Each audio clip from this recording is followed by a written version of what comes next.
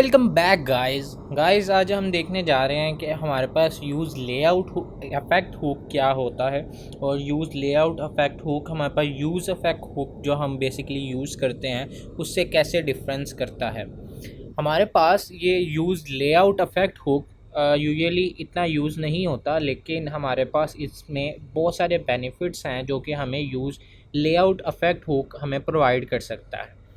हमारे पास जब भी हम अगर सिनेरियो देखें यूज़ इफ़ेक्ट का, तो हमारे पास ये पता चलता है कि यूज़ इफ़ेक्ट हमारे पास तब रेंडर करता है वैल्यू को, या फिर कोई भी स्टेटमेंट को, या फिर आपने कोई एपीआई से डाटा फेच करना हो, फेच एपीआई के थ्रू, या फिर किसी भी आप मेथड एक्सियोस मेथड के थ्रू अगर आपने यूज़ करना हो, तो आपके पास जब पेज लोड होता है, मतलब कि यूआई जो है वो लोड होती है, तो उसके बाद आपका जो यूज़ इफ़ेक्ट हुक है वो आपके पास आपके डाटा को लेके आता है और यूआई पे दिखाया जाता है।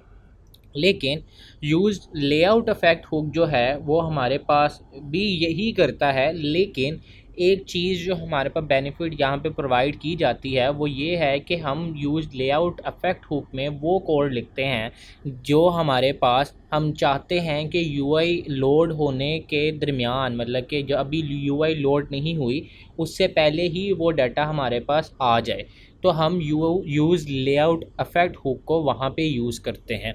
अब चलते हैं अपनी कोड की स्क्रीन पे और देखते हैं कि हम यूज़ लेआउट इफ़ेक्ट हुक के कोड को कैसे एक इंडस्ट्रियल अप्रोच के थ्रू लिखते हैं और उसको कैसे माइक्रो सर्विसेज एप्लीकेशन में यूज़ किया जाता है।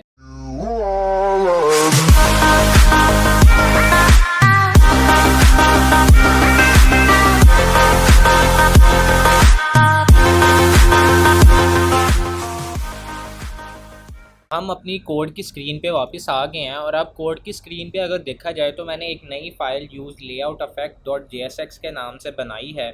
और यहाँ पे हम वो कोड लिखेंगे जिसमें हम यूज़ इफ़ेक्ट हुक को कंपैरिजन में हम यूज़ लेआउट इफ़ेक्ट हुक जो हमने यूज़ करनी है वो इसमें यहाँ पे डिटेल में देखेंगे। तो सबसे पहले हम यहाँ पे कंपोनेंट बना लेते हैं RAFCE करके, ताकि हमारे पास एक कंपोनेंट आ जाए। इसके साथ साथ हम यहाँ पे लेट्स सपोज एक कोड का पहले मैं आपको सिनेरियो बताता हूँ कि कोड हमने लिखना क्या है, और जिसमें हम यूज़ लेआउट इफ़ेक्ट हुक को एक डिज़ायरली अच्छे अप्रोच से डॉम मैनिपुलेशन के लिए हम यूज़ करेंगे। तो सबसे पहले हम कहते हैं कि हमने कैलकुलेट करनी है, लेट्स सपोज के किसी डिव का विड्थ और हाइट है, और मैं चाहता हूं कि उस विड्थ और हाइट को मैं कैलकुलेट करूं डिव की। और डिव की विड्थ और हाइट को जब कैलकुलेट कर रहा हूं तो हमारे पास यूआई तब ही रेंडर हो जब हमारे पास विड्थ और हाइट कैलकुलेट हो गई है और हमारे पास डिज़ायर वैल्यू आ गई है।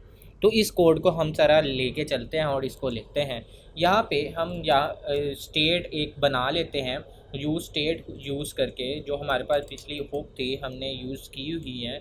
यहाँ पे हम स्टेट के वेरिएबल को विड्थ रखते हैं, ताकि हमारे पास जो हमने विड्थ को कैलकुलेट करना है एक डिव की, तो वो हमारे पास अचीव हो जाए। यहाँ पे हम इंपोर्ट कर लेते हैं और बाय डिफ़ॉल्ट मैं इसको ज़ीरो रखता हूँ।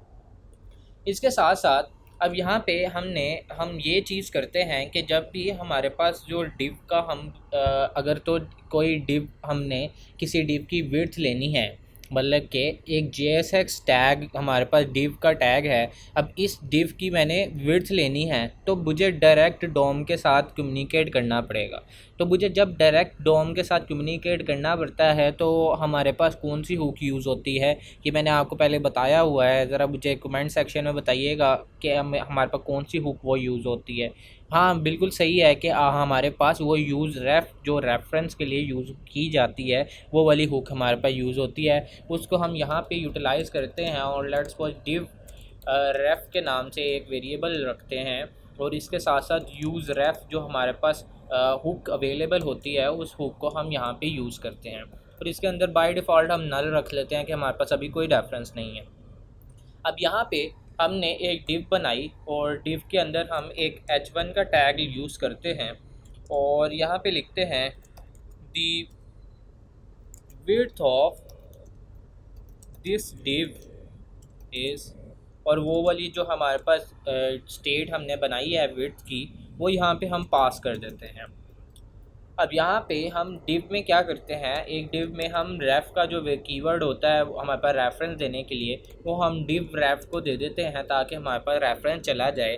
और हम इसको अब ये करते हैं कि लेट्स सपोज इसको कोई विड्थ भी दे देते हैं जो कि हम कैलकुलेट करेंगे, जो हमारे पास वैल्यू आनी चाहिए।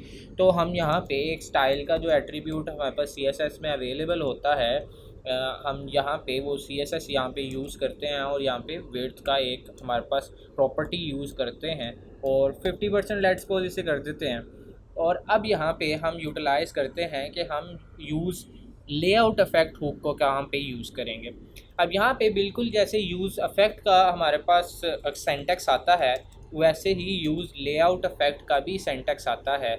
इस चीज़ को हम ज़रा कट डाउन करते हैं और यहाँ पे ये चीज़ देखते हैं, वही बिल्कुल सेम कॉन्सेप्ट है और बिल्कुल सेम हमारे पास सेंटेक्स है। यहाँ पे एक फंक्शन आएगा और उसके पास एक डिपेंडेंसी अरे आएगी जिस पे ये इफेक्ट जो है, ये साइड इफ़ेक्ट हमारे पास डिपेंड करेगा। अब यहाँ पे देखा जाए तो हमारे पास हमने विड्थ को पहले कैलकुलेट करना है कि हमारे पास विड्थ आ कितनी रही है। हमने लेट्स सपोज किया जो div का रेफ हमने किया था, रेफरेंस दिया था इस div का, यहाँ पे हमने इस वेरिएबल को रेफरेंस दिया था by using use ref hook.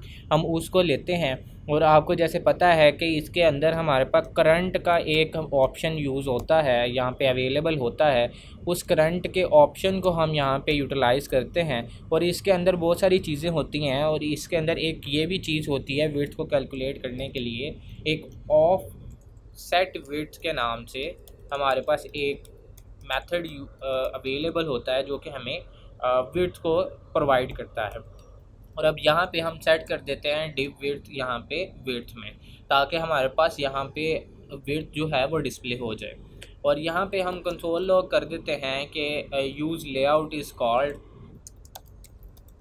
Effect hook is called, ताकि हमारे पास हमें एक व्यू भी नज़र आ जाए कि हम यूज़ लेआउट इफेक्ट हुक को कैसे यूज़ करते हैं। तो ब्राउज़र स्क्रीन पे जाके देखते हैं कि हमने जो कोड लिखा है वो कैसे हमारे पास परफॉर्मेंस दिखा रहा है। अब यहाँ पे हम ब्राउज़र स्क्रीन पे आ गए हैं और ब्राउज़र स्क्रीन पे आपके पास क्लियरली मेंशन है कि the width of this div is 2.0।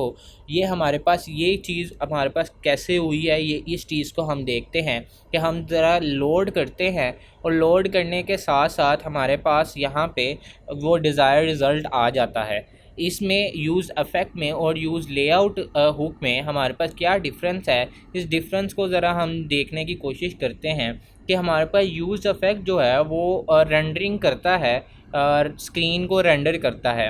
और यूज़ इफेक्ट जो है वो हमारे पास रेंडर तो करता है, लेकिन उस रेंडर करने के पूरे यूआई को रेंडर करने के बाद जाके वो आपके पास डिज़ायर्ड रिज़ल्ट दिखाता है। अगर तो हम इसकी जगह यहाँ पे लेट्स सपोज मैंने यूज़ इफेक्ट लिखा और यूज़ इफेक्ट को मैं यहाँ पे यूज़ करता हूँ और यूज़ इफेक्ट को मैंने यहाँ पे यूज़ किया, तो आप ये देखिएगा कि मेरे पास रिज़ल्ट तो वही आ रहा है, लेकिन हमारे पास ये जो यूआई है उस यूआई को पूरा लोड हुआ जाता है। पहले यूआई पूरी लोड होती है, फिर उसके बाद हमारे पास 208 हमारे पास डिस्प्ले होगा। ये हमारे पास यूज़ इफेक्ट का सिनेरियो है। अब मैं यूज़ लेआउट इफेक्ट जो हमने यूज़ करना था इस वीडियो में, उसको मैं फिर से यूज़ करता हूँ और अब यहाँ पे देखें तो हमारे पास फ्लिकरिंग नहीं हुई, हमारे पास बिल्कुल डिज़ायर शेकिंग भी नहीं हुई, हमारे पास डिज़ायर रिज़ल्ट वो आ गया है क्योंकि हमारी यूआई लोड होने से पहले ये कैलकुलेट किया गया। ये हमारे पास रेफरेंस जो है ये कैलकुलेट करता है और उसके बाद फिर हमारे पास इस स्टेट के अंदर वो सेट कर दिया जाता है, सेट विड्थ वाले जो स्टेट हमने बनाई थी उसके साथ। फिर उसके बाद हमारे पास ये कॉल आउट होता है और उसके बाद जाके हमारे पास ये जो JSX है वो रेंडर होती है। हमारे पास इसका बेनिफिट भी है और इसका बेनिफिट नहीं भी है। मोस्ट ऑफ द केसेस जब हमारे पास लेट्स सपोज बहुत ज़्यादा हमारे पास पिक्चर्स जैसी किसी यूआई में अवेलेबल हैं, तो हम उन पिक्चर्स को रेंडर करवाना चाहते हैं, लेकिन उन पिक्चर्स को रेंडर करवाने से पहले कुछ डाटा, कुछ आइटम्स का डाटा हम पहले डिस्प्ले लेना चाह रहे होते हैं API के थ्रू।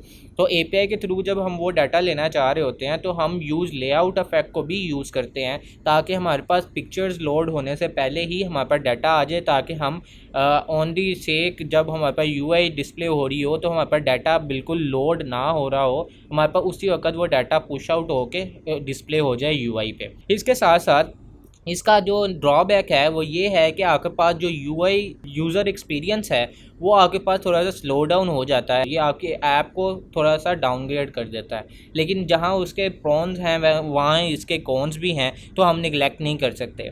मैं इसको लास्ट स्टेजेस में बता देता हूँ कि हमारे पास दो डिफरेंस आते हैं यूज़ इफेक्ट में और यूज़ लेआउट इफेक्ट में।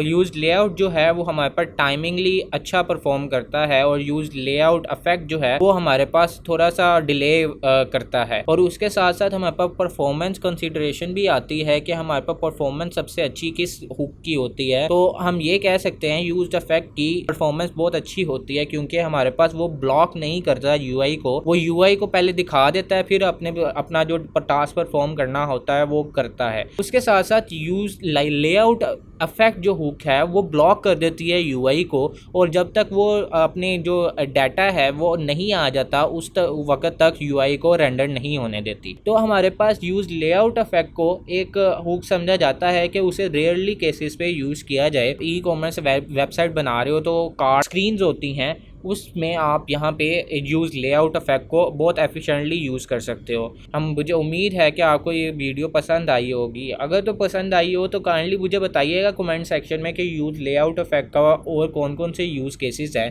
ताकि हम यूज़ लेआउट इफेक्ट को एक अच्छे अप्रोच से भी देख सकें और मुझे पता चल सके कि आप वीडियोज़ में कितना इंटरेस्ट ले रहे हैं। तो लाइक और सब्सक्राइब मत कीजिएगा, वो तो ज़रूर कर दीजिएगा। और लाइक और सब्सक्राइब का एक चैलेंज भी हम स्टार्ट करते हैं कि हमारे पास 10 लाइक्स और 10 सब्सक्राइबर्स आ जाएं तो हम इस वीडियो में और भी नेक्स्ट पार्ट यहाँ पे लेके आएंगे। तब तक के लिए अल्लाह हाफिज़, अगली वीडियो में मिलते हैं।